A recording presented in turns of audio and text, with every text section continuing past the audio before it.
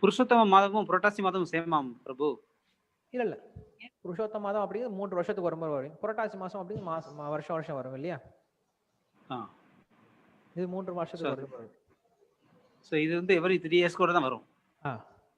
ஆனா நம்ம மக்கள் எல்லாருமே வந்து புரட்டாசி மாதம் தான் ஸ்பெஷலா இங்க எல்லாம் சொல்றேன் இல்லையா, ஏதாவது ஒரு காரணத்தை வச்சு புரட்டாசி மாசம், மார்கழி மாசம், தை மாசம், வைகாசி மாசம், ஏதாவது ஒரு காரணத்துக்கு என்ன பண்றாங்க அப்படின்னா அந்த காலத்துல இப்படி ஒரு காரணத்தை வச்சு பக்தி பண்றா, இந்த ஒரு காரணத்தை நீ பக்தி பண்ணு, இந்த ஒரு காலம் நல்ல காலம் நீ பக்தி பண்ணு அப்படின்னா நம்மளுக்கு என்ன பண்ணுது, சாஸ்திரம் மறுபடியும் நம்மளை தூண்டுது.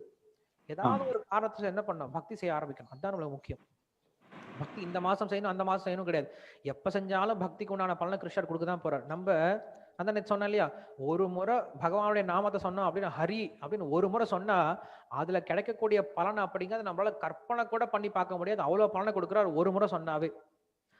அப்படி இருக்கும்போது அந்த சாஸ்திரமே நம்மளுக்கு சொல்லி கொடுக்குது, இதெல்லாம் பண்ணுங்கன்னு சொல்லி சொல்லுது. இந்த விஷயங்கள்லாம் இந்த சமயத்துல சொல்லுது. நம்ம ஏன் விடணும்? தேங்க்யூ பிரபு. தேங்க்யூ. ஓகே.